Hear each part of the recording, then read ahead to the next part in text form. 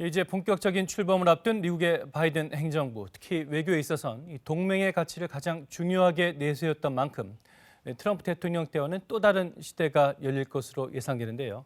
김현욱 국립외교원 교수 모셨습니다. 안녕하십니까? 네, 안녕하세요.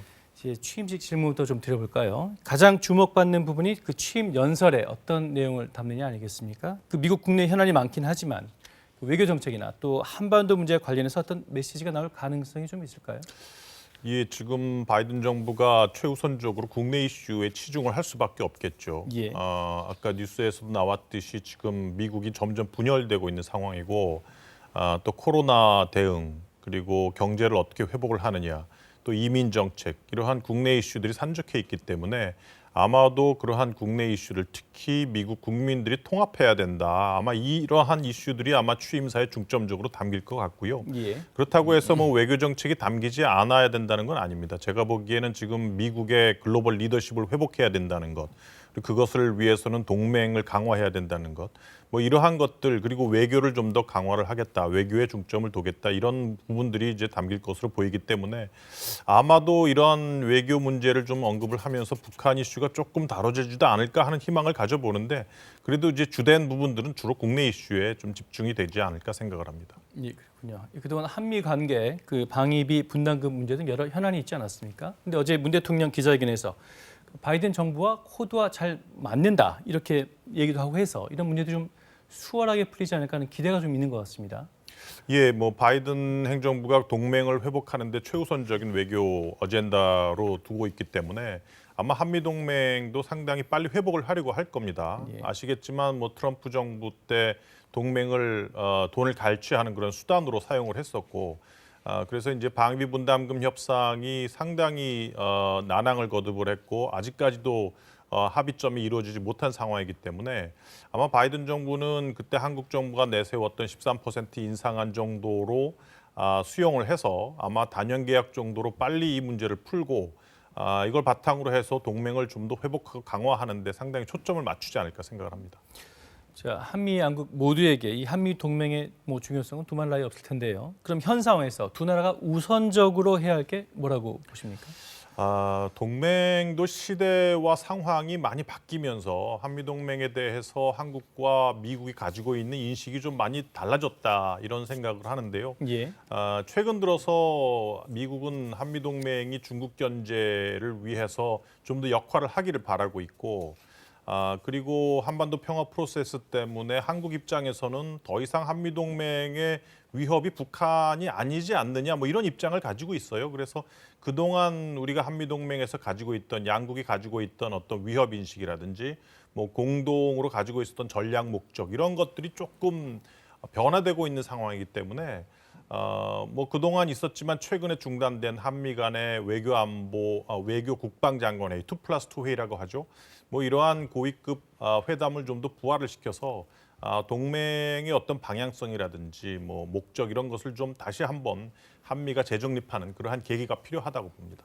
예, 또 그리고 열흘 전인가요? 김정은 위원장이 미국에 대해서 강대강, 뭐 선대선 뭐 이런 얘기를 했어요. 그러니까 미국의 대응에 따라서 북한의 대응도 달라질 것이다. 뭐 이런 뜻인데 그 바이든 외교 안보 라인에서 아직까지 뭐 입장 내놓은 건 없는 상황인 거죠?